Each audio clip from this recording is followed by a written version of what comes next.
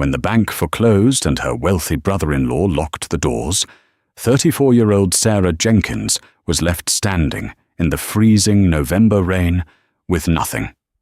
Her only sanctuary?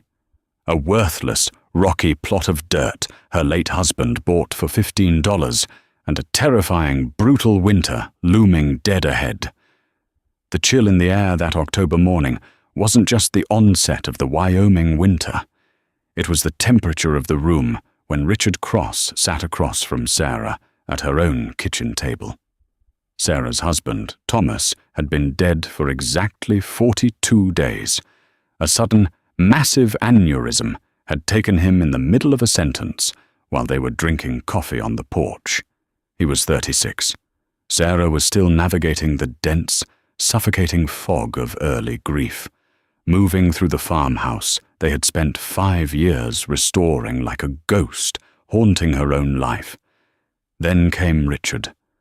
Richard was Thomas's older half-brother, a man who viewed relationships through the lens of leverage and real estate.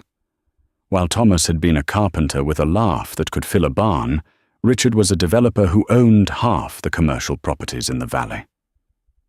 "It's a tragedy, Sarah." "It really is," Richard said, his voice smooth, devoid of any actual sorrow. He placed a thick manila folder on the oak table Thomas had built with his own hands. But Thomas was always careless with paperwork. Sarah stared at him, her eyes burning. "What are you talking about, Richard?" The farmhouse, Richard explained with clinical precision, had originally belonged to their late father. When the father passed, the estate went into a trust. Thomas had agreed to buy out Richard's half of the property. For 3 years, Thomas and Sarah had poured every spare dime they had into paying Richard off. They had finished the payments in August. "He made the final payment, Richard. I was sitting right here when he wrote the check." Sarah's voice trembled, a mix of exhaustion and rising panic.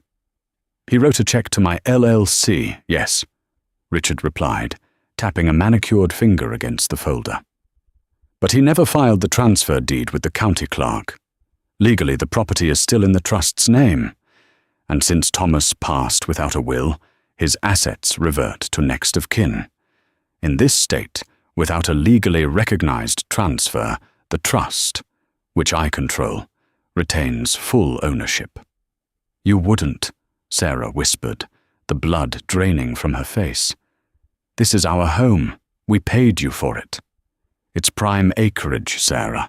I have a buyer lined up who wants to subdivide the pasture.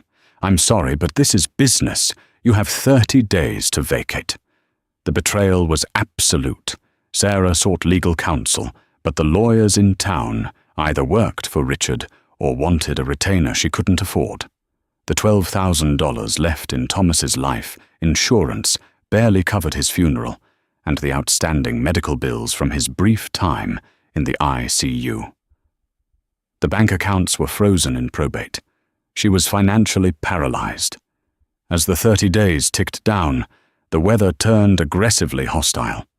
The golden autumn leaves were stripped away by biting winds sweeping down off the Teton Range.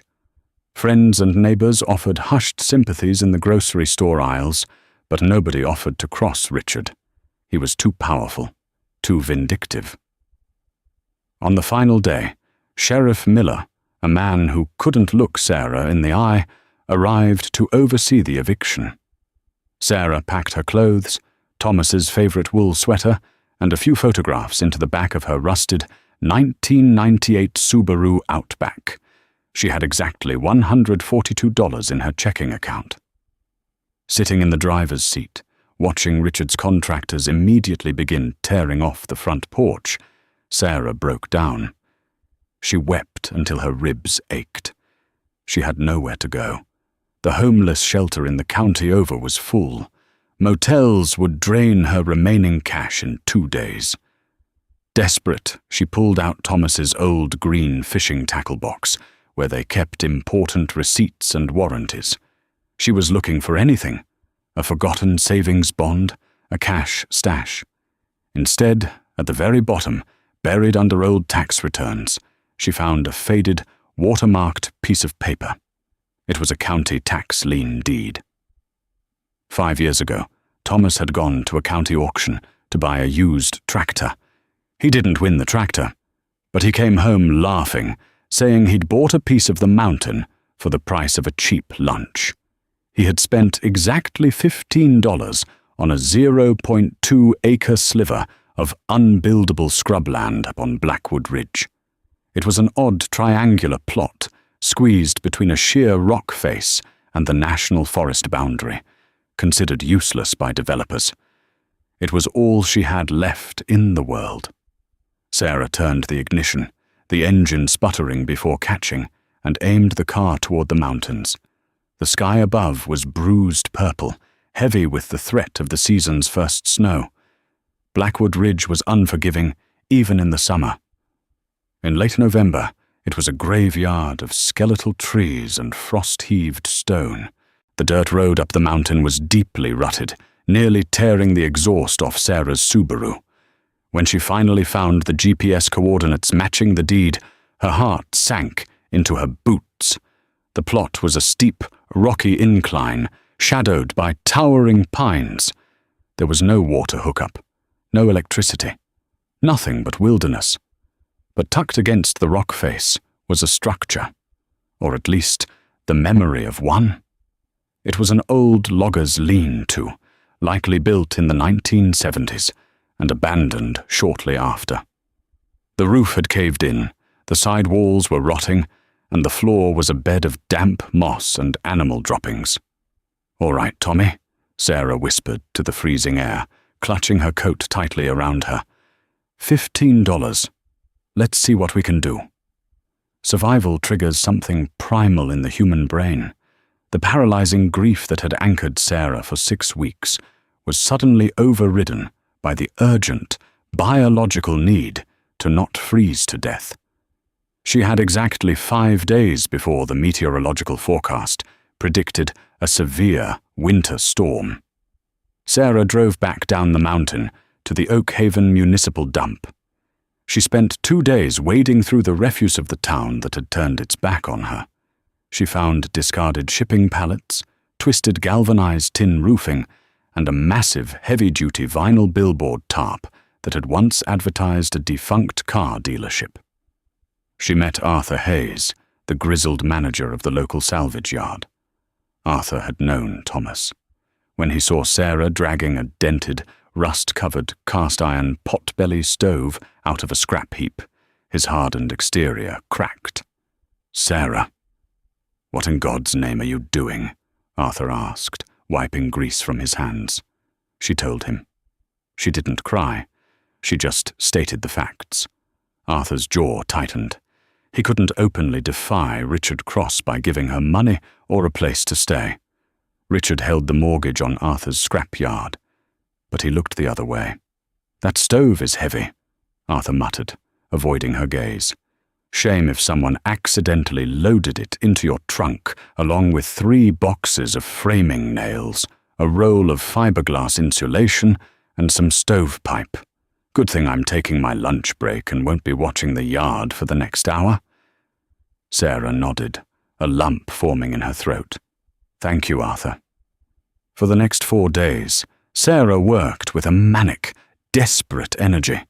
She used a crowbar to disassemble the shipping pallets, extracting every usable plank. She cleared the rot from the lean-to. She used the rock face as her back wall, utilizing the mountain's natural thermal mass. She built out an 8 by 10-foot footprint. Her hands blistered and bled. The cold seeped into her joints, making every swing of her hammer an agony.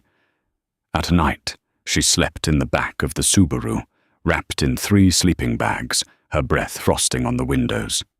By the afternoon of the 5th day, the sky turned a flat, ominous white. The temperature plummeted. Sarah nailed the last piece of galvanized tin to the roof. She wrapped the entire exterior of the tiny shack in the thick vinyl billboard tarp, securing it with scavenged wire and rocks to block the brutal wind. Inside, she stuffed the walls with the fiberglass insulation and packed the gaps with mud and dried pine needles. She installed the stovepipe through a jagged hole in the roof, sealing it with clay. It was ugly. It was primitive. But when she lit the first fire in the cast-iron stove, using old newspapers and dry twigs, the tiny space filled with a glorious, life-saving heat. She sat on an overturned bucket, staring at the flames, sobbing from sheer exhaustion. She had a home. It cost her exactly $15 and the blood on her hands. But the victory was short-lived. The snow began to fall, heavy and thick. Sarah had survived the building phase, but she now faced a more insidious enemy, the long winter. The potbelly stove was a ravenous beast. It required constant feeding to keep the sub-zero temperatures at bay. Sarah took Thomas's old axe into the woods. She was not a lumberjack. Every swing was clumsy and draining. She managed to fell a few dead birch trees and drag the branches back to the cabin. After 2 days of agonizing labor, she had a pile of wood stacked against the side of the cabin. She did the math. The stove burned roughly 6 logs a night, just to keep the cabin above freezing. Her pile had maybe 40 logs, a week's worth. The blizzard outside was now dumping feet of snow, burying her car, making the dirt road completely impassable. She was trapped on Blackwood Ridge, miles from civilization, with 7 days of fuel. Panic set in. She rationed the wood, letting the fire die down to mere embers during the day, while she huddled under her blankets, shivering uncontrollably. On the 8th night, the wind howled like a wounded animal. Sarah placed her last 3 logs into the stove. She watched them catch fire, knowing that when they burned to ash, the cold would finally win. She lay down, pulled Thomas's sweater over her face, and prayed for a miracle, or at least a painless end. She woke up to the smell of smoke and the sound of popping sap. Sarah sat up, her heart pounding. The cabin was warm. Too warm. She looked at the stove. The door was slightly ajar, and a thick, sturdy log was burning brightly inside. Confused, her mind groggy from sleep and stress, she threw open the makeshift plywood door of her cabin. The freezing air hit her lungs like glass. She looked to the spot where her woodpile had been empty the night before. There, stacked neatly against the vinyl tarp, was a fresh pile of wood. Not the jagged, wet birch she had chopped. These were thick, perfectly split wedges of dense, seasoned oak and hickory, wood that burned hot and slow, wood that didn't grow anywhere on Blackwood Ridge. There were no footprints in the 3 feet of fresh snow, no tire tracks, just the absolute silence of the frozen mountain and a pile of wood that shouldn't be there. For 3 days, Sarah watched the snow outside her vinyl-wrapped sanctuary. The pristine, glittering surface remained completely undisturbed. No footprints, no drag marks, no sign of any human or animal having approached her tiny structure. Yet, a fresh stack of dense, split hardwood sat waiting against her wall every time her supply dwindled to nothing. The isolation and the lingering grief began to play tricks on her mind. Was she hallucinating the wood? Was the mountain itself taking pity on her? Or worse, was Richard playing some kind of sadistic, psychological game, sending someone to keep her barely alive so she could suffer longer? By the 2nd week of December, the temperature outside dropped to 20 below zero. The wind chill made it dangerous to expose bare skin for more than a few minutes. Sarah survived on melted snow, boiled on top of the cast-iron stove, and meager rations of dried oats and beans she had brought from the farmhouse. Determined to uncover her invisible benefactor, she decided to stay awake.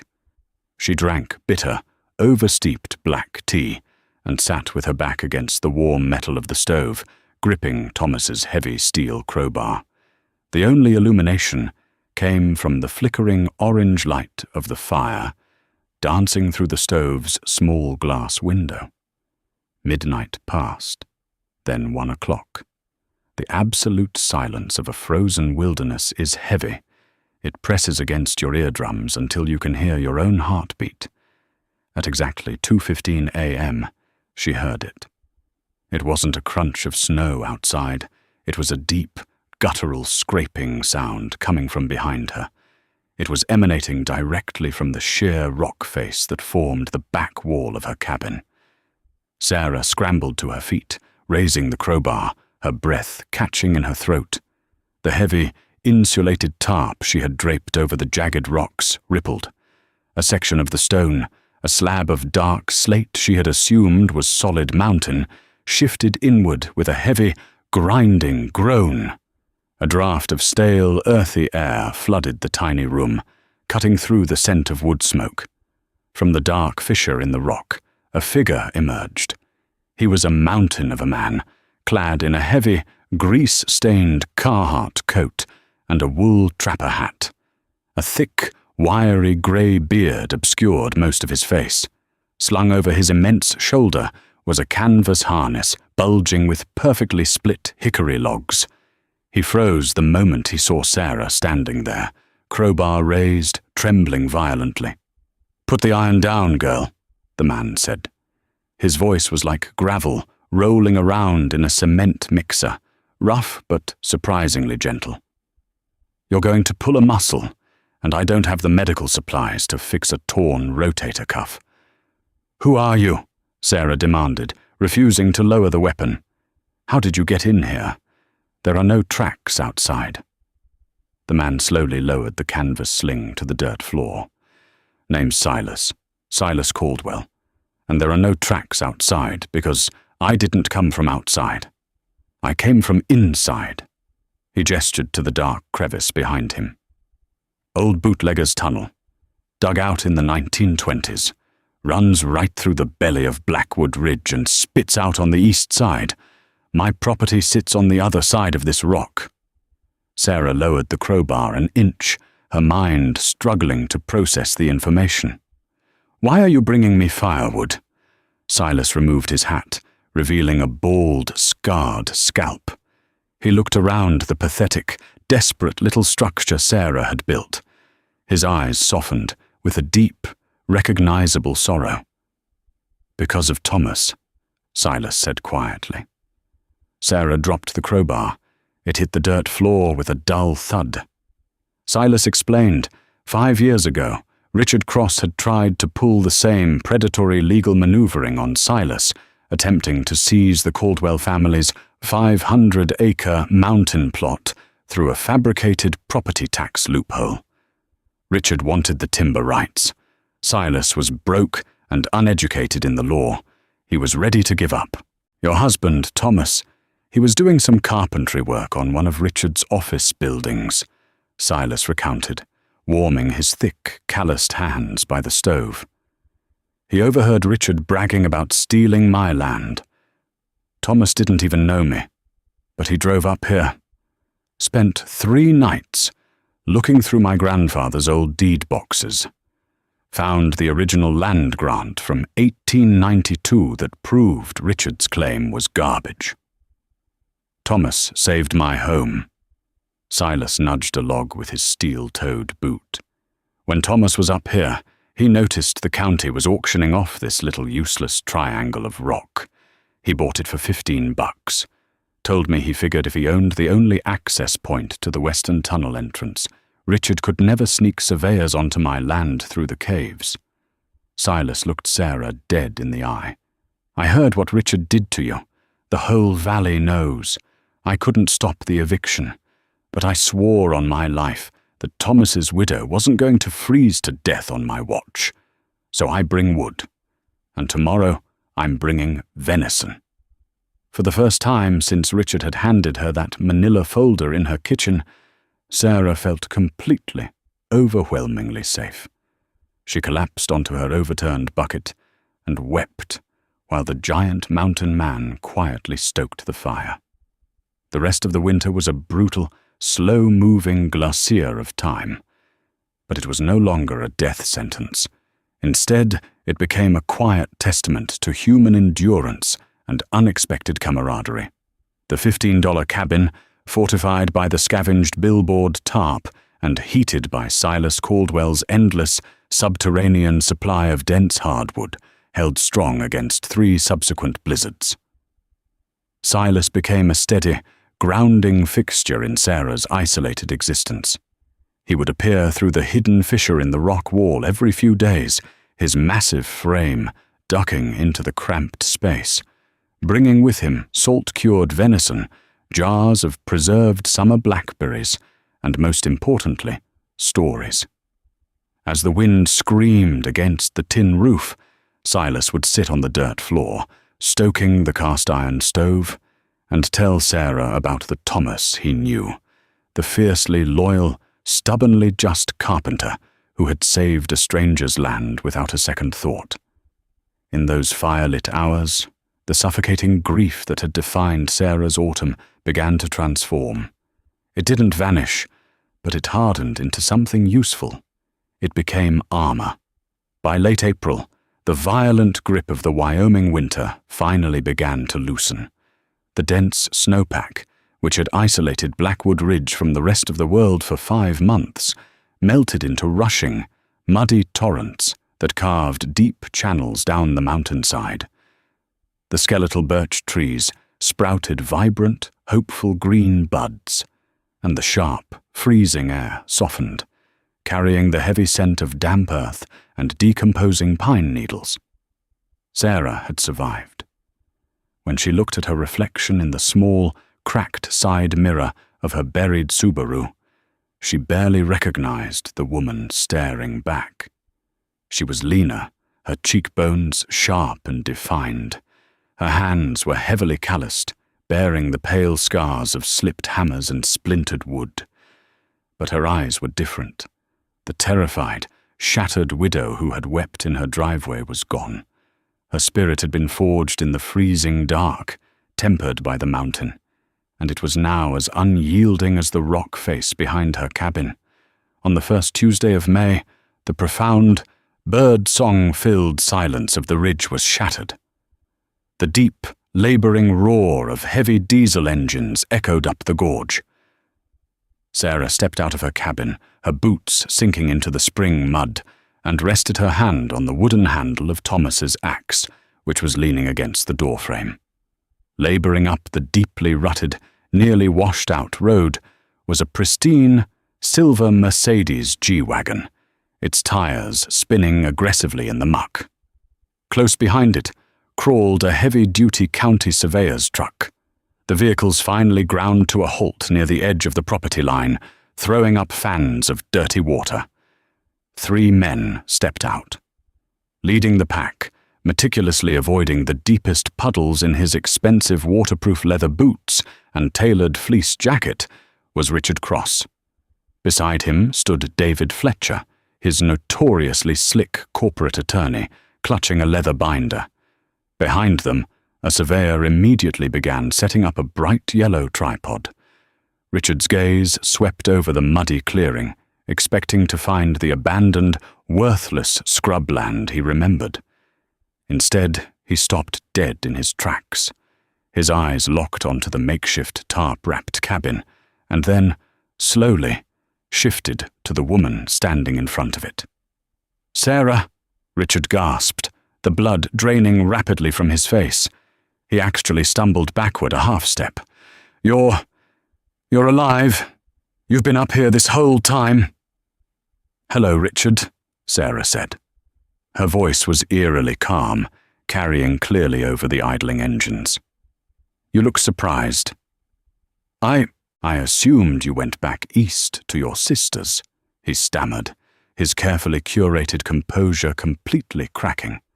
He stared at the rusted stovepipe, jutting from the tin roof, his mind struggling to comprehend the sheer grit required to survive a Wyoming winter in such a structure.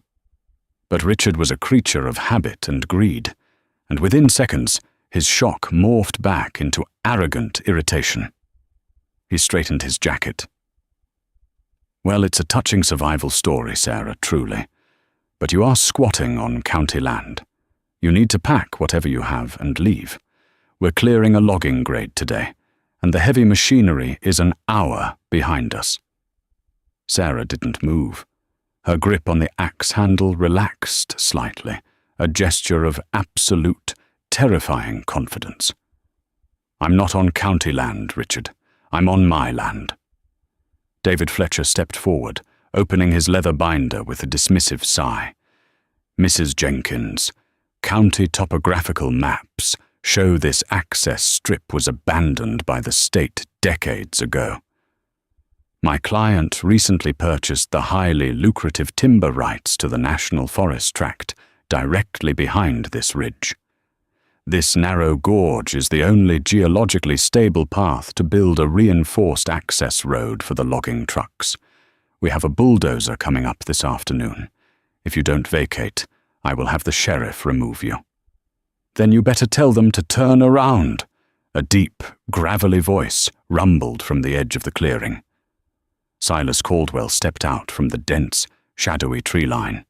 He wore his heavy canvas coat, and a rusted but meticulously maintained hunting rifle was slung casually over his massive shoulder. He didn't point it at anyone. He didn't have to.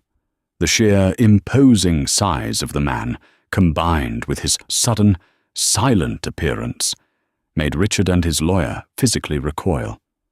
"Caldwell," Richard spat, his voice trembling slightly. "This doesn't concern you. Get off this ridge." "Concerns her," Silas said quietly, nodding his large, scarred head toward Sarah. "And she holds the deed." Without breaking eye contact with Richard, Sarah reached into the deep pocket of her coat. She pulled out the faded, watermarked piece of paper she had found in the bottom of Thomas's tackle box. She unfolded it slowly, deliberately.